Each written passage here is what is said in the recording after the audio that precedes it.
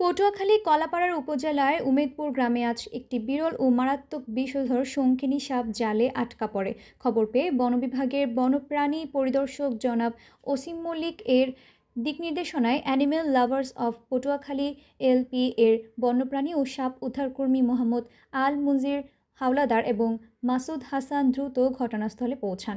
সাপটি নিরাপদে উদ্ধার করে তারা স্থানীয় জনসাধারণের মধ্যে সচেতনতা বৃদ্ধি বিষয়ক আলোচনা করেন। এএলপি জানায়, উদ্ধারকৃত সাপটিকে লোকালয় থেকে দূরে বন বিভাগের সংরক্ষিত বনাঞ্চলে অবমুক্ত করা হবে। একই সাথে সাপে কামড় দিলে করণীয় সম্পর্কেও তারা গুরুত্বপূর্ণ তথ্য দেন। হাইকোর্ট এবং স্বাস্থ্য অধিদপ্তরের নির্দেশনা অনুযায়ী দেশের প্রতিটি উপজেলা স্বাস্থ্য কমপ্লেক্সে পর্যাপ্ত পরিমাণ অ্যান্টিভেনম মজুত রাখা হয়েছে। তাই কোনো ব্যক্তি সাপের কামড়ের শিকার হলে ওঝা বা কবিরাজের কাছে না গিয়ে দ্রুত উপজেলা স্বাস্থ্য কমপ্লেক্সে যাওয়ার জোর পরামর্শ দেওয়া হয়।